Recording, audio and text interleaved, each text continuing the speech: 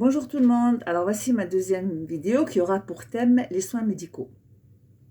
Je vais essayer d'être bref, d'être rapide et de parler plus fort.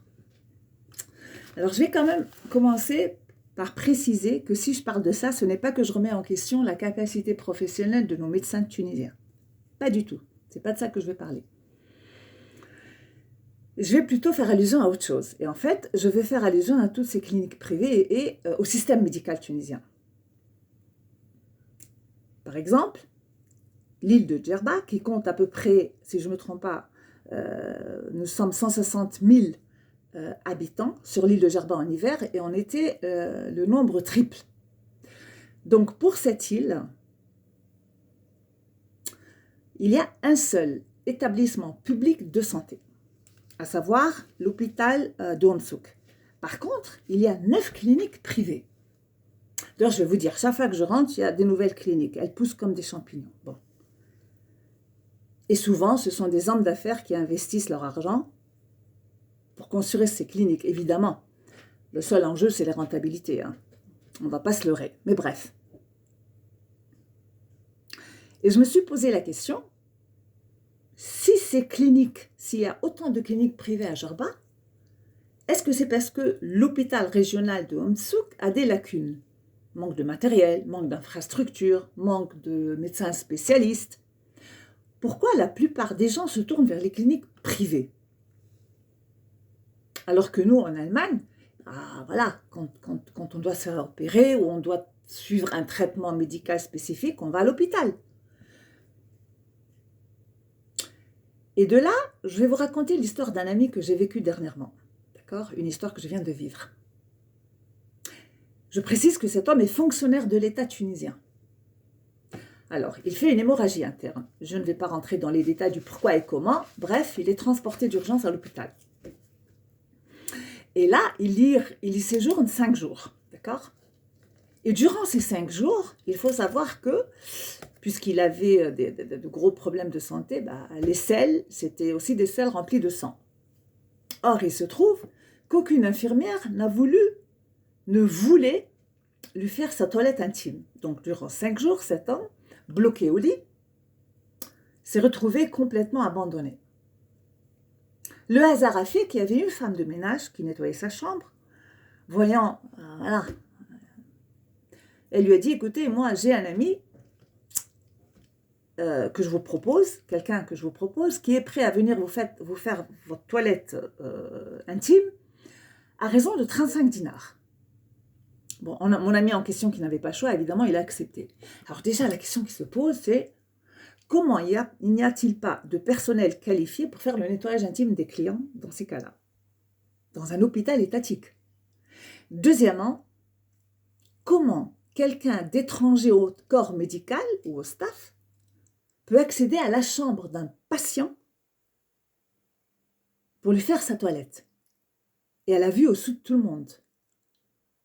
Bref, après une semaine, on apprend à cet ami qu'il ne pourra pas être opéré à l'hôpital parce qu'ils n'ont pas d'anesthésiste, si j'ai bien compris. Bref, donc il est transféré dans une clinique de Djerba, je ne citerai pas le nom. Il se fait opérer, tout se passe bien, heureusement. Et il y séjourne 12 jours. À la fin de ces 12 jours, eh bien, il a dû débourser 23 000 dinars. Vous imaginez ce que ça représente, 23 000 dinars?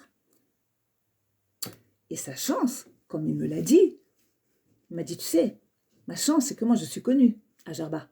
Donc, on sait que j'ai les moyens de payer. Donc, j'ai été opérée. Et effectivement, ma famille a récolté la somme nécessaire pour pouvoir payer la clinique. Ça veut dire en gros que si vous, demain, vous tombez malade, ou vous devez vous faire opérer et que l'hôpital ne peut pas vous opérer, ou voilà, pour quelque raison que ce soit, vous êtes amené à être transféré dans une clinique privée. Si vous n'avez pas la somme nécessaire, vous ne serez pas opéré. En fait, on ne vous laissera même pas rentrer dans la clinique. Soit, il y a 2 choses ou 3 choses, je pense. Soit vous remettez un chèque en avance, soit vous payez une partie de la somme qui vous sera demandée, soit vous rentrez chez vous. Voilà. Et ces gens-là qui n'ont pas accès à ces soins, cela peut entraîner des situations à l'issue dramatiques, c'est clair. Donc, en gros, on construit des cliniques privées à Djerba. C'est des investissements privés. Et en fait, on est capable, dans ces cliniques privées, de laisser quelqu'un à la rue et ne pas prendre en charge. Ne pas le prendre en charge. Moi, il faut m'expliquer. L'autre chose que je ne comprends pas, c'est que ce monsieur, cet ami qui est en plus fonctionnaire, d'accord, va à l'hôpital. On lui dit, on ne lui refuse pas évidemment les soins, mais on lui dit, voilà, on n'a pas d'anesthésiste, on n'a pas ceci ou cela, qu'importe. Il est transféré à la clinique. Comment se fait-il que l'État ne prend pas en charge les frais de ses soins? Parce que lui, finalement, il était allé à l'hôpital pour se faire soigner, donc c'est pas sa faute. Que l'hôpital ne peut pas l'opérer, c'est pas du tout sa faute. Donc, étant assuré, ou étant, voilà, il va à l'hôpital, on lui dit c'est pas possible, on le ramène dans une clinique, on l'opère dans une clinique, et il est obligé de tout payer tout seul, tous les frais. Je comprends pas. Bon.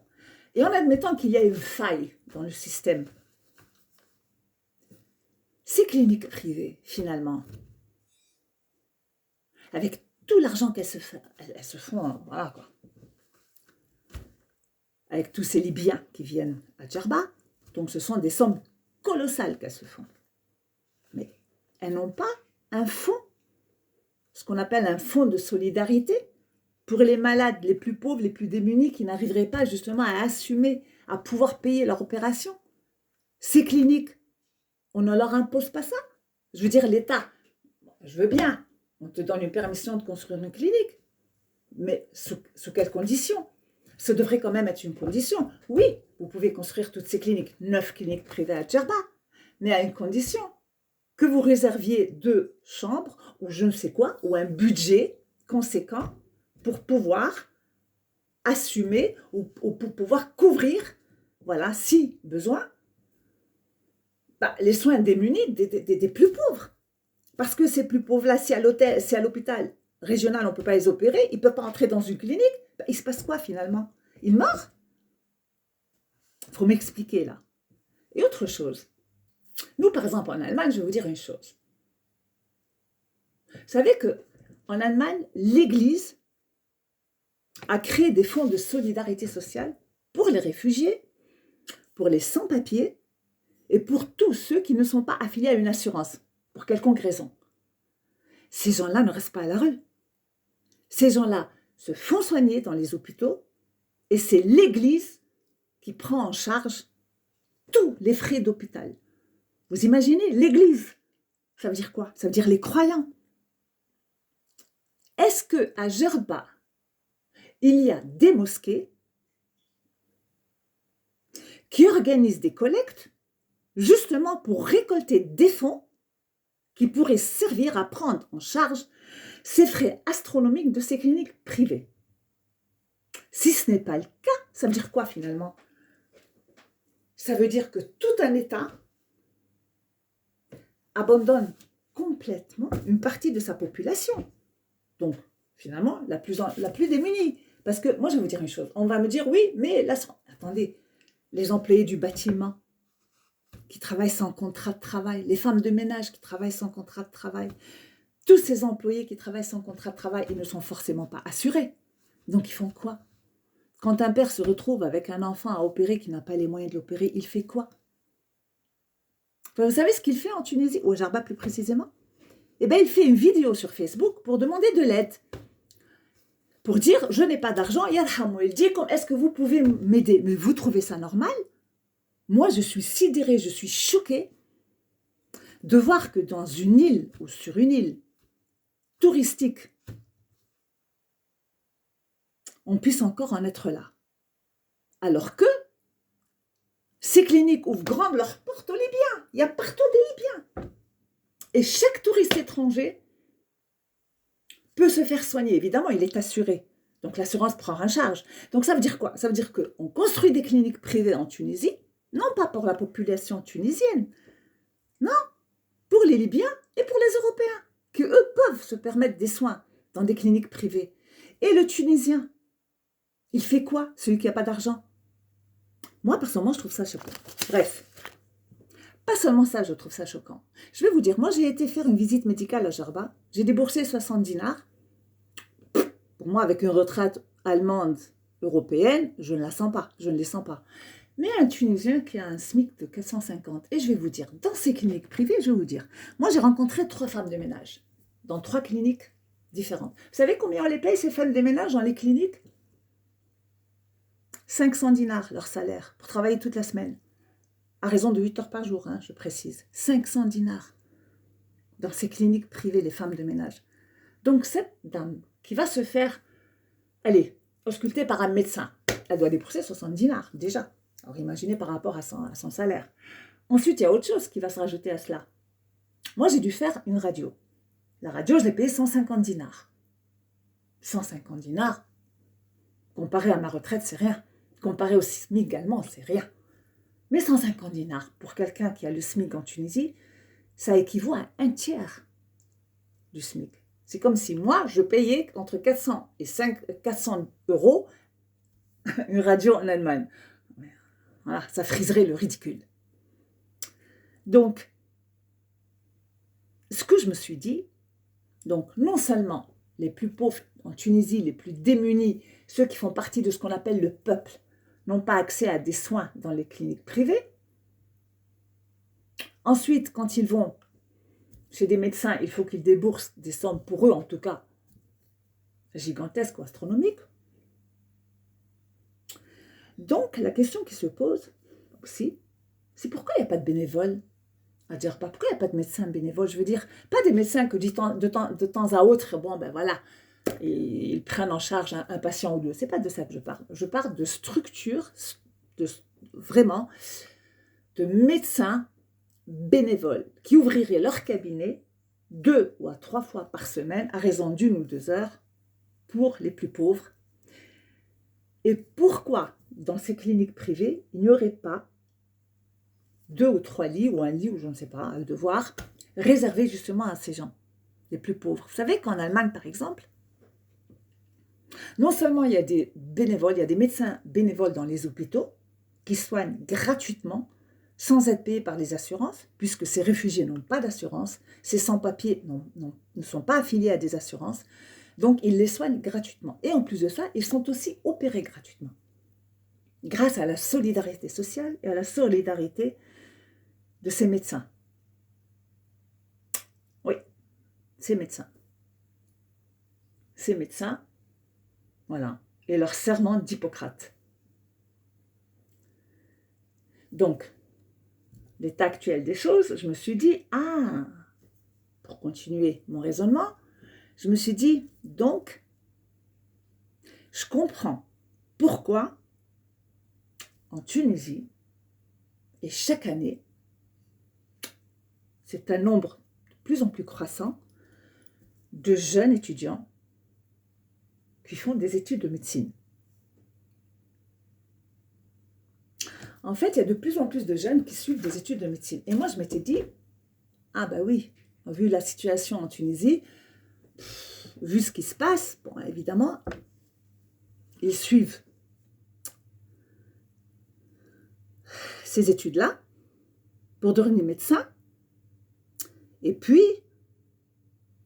ma foi, ce que je pensais, ensuite travailler dans des établissements étatiques, puisqu'il y a un manque de personnel qualifié, ou alors ces médecins seraient prêts à aller travailler dans les régions les plus éloignées de Tunisie et les plus pauvres. Or, quand j'ai fait ma petite recherche à Jarba, on m'a dit « Ah non, non, non, non, non, non, non, non, les endroits les plus reculés, ces gens-là ne veulent même pas y aller. Ces jeunes médecins, d'accord, qui ressortent diplômés, ils ne veulent pas y aller. Vous savez où ils veulent aller, ces jeunes médecins? En Europe. Vous savez que l'année dernière, il y a eu à peu près 1000 médecins qui ont émigré en Europe. Donc, si je comprends bien, Ces jeunes médecins qui suivent justement ces études de médecine, et d'ailleurs, je vais vous dire, j'ai fait un constat, hein, je me trompe peut-être, c'est qu'une grande majorité d'enfants de médecins deviennent médecins, à croire que c'est génétique. Et ceux qui suivent des études de médecine sont souvent conseillés par leurs parents, évidemment.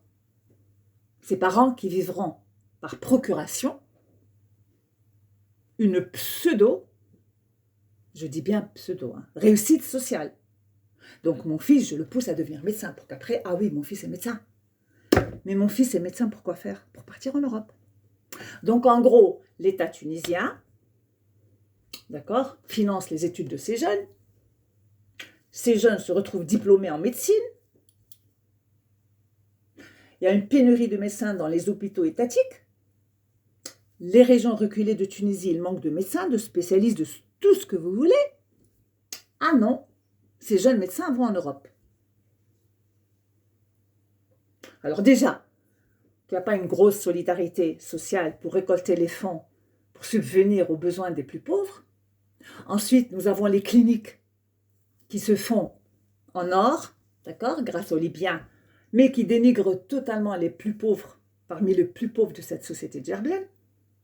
Et en plus, on a les fils d'eux, qui forcément vont être médecins et devenir médecins, qui veulent partir à l'étranger. Donc en gros, c'est là que la question qui se pose, c'est que deviennent tous ces gens pauvres? On fait quoi face à tout ça? Quelle est la question qu'on devrait se poser? Je vais vous donner un exemple. Les pays scandinaves ou les pays du Nord, la Hollande plus particulièrement. Vous savez que l'État hollandais, chaque année, à la réussite des bacs des jeunes, c'est elle qui gère plus ou moins quelle branche ils vont suivre. Donc, en gros, ils savent évidemment, suivant les statistiques, les études sociales, tout ce que vous voulez, nous avons une pénurie de médecins, donc nous allons orienter ces jeunes vers la médecine. Nous avons une pénurie, nous allons orienter, voilà. Et donc, suivant le besoin de la société hollandaise, les étudiants seront dirigés là où ensuite ils serviront évidemment à la cause commune de la société hollandaise. Nous, en Gerba, ce n'est pas le cas, hein, en Tunisie. Le plus pauvre va savoir quel avenir il a. Évidemment, le plus riche, eh ben, il va suivre des études de médecine. Et ensuite, ah non, c'est pas pour sauver son prochain. Ensuite, son rêve, c'est de partir en Europe. Sauf que, une fois que ce jeune médecin se retrouve en Europe, la première chose qu'il va faire, il va se plaindre de la discrimination des hôpitaux européens. Donc, je me pose la question, pourquoi il ne reste pas chez lui alors? Pourquoi ne reste-t-il pas en Tunisie? Pourquoi ne constitue-t-il pas un groupe de solidarité de médecins solidaires et bénévoles? Ce qui me pousse à penser, d'ailleurs, que s'ils ne font pas tout ça, s'ils ne se sacrifient pas pour leur pays qui est vraiment en manque, parce que l'État n'est pas capable justement de soigner sa population, donc ils choisissent la médecine, ce n'est pas par vocation. Ce que j'aurais pu penser. Donc pour faire court, comme j'ai dit tout à l'heure, je ne doute pas du tout du niveau professionnel des médecins tunisiens. Mais je doute de leur bonne volonté, de leur solidarité sociale ou humaine, ou de tout ce que vous voulez. Donc c'était la vidéo que je voulais faire. J'ai d'autres exemples à donner, mais je ne les donnerai pas, parce que je suppose que vous connaissez plusieurs exemples autour de vous. Et que ce qui m'étonne le plus dans tout ça, c'est que la population ne se révolte même pas. Voilà. Quand je vois ma voisine, voilà, qui n'a pas pu, enfin bref, je n'irai pas dans les détails, alors que chaque Européen qui rentre à Gerba peut se faire soigner dans la meilleure clinique, les gens riches le peuvent, mais la population pas du tout. Pourquoi? Bah, peut-être parce que finalement, elle est fanatique et elle se remet en son destin. Ces gens-là, la seule réponse qu'ils ont, c'est Habra bien, c'est Dieu qui a décidé. Et donc, ils acceptent cette fatalité sans rien dire. Alors qu'ici, en Allemagne, je peux vous assurer qu'il y aurait eu une révolution pour ça. Eh bien, c'était la vidéo que je voulais faire pour justement parler de ce phénomène qui, moi, personnellement, c'est pas que ça me choque, mais qui me laisse perplexe. En 2022, avec tous les moyens que Jarba, tous les moyens financiers que Jarba a et que toutes ces cliniques ont. Voilà. Donc, je finis par dire à méditer.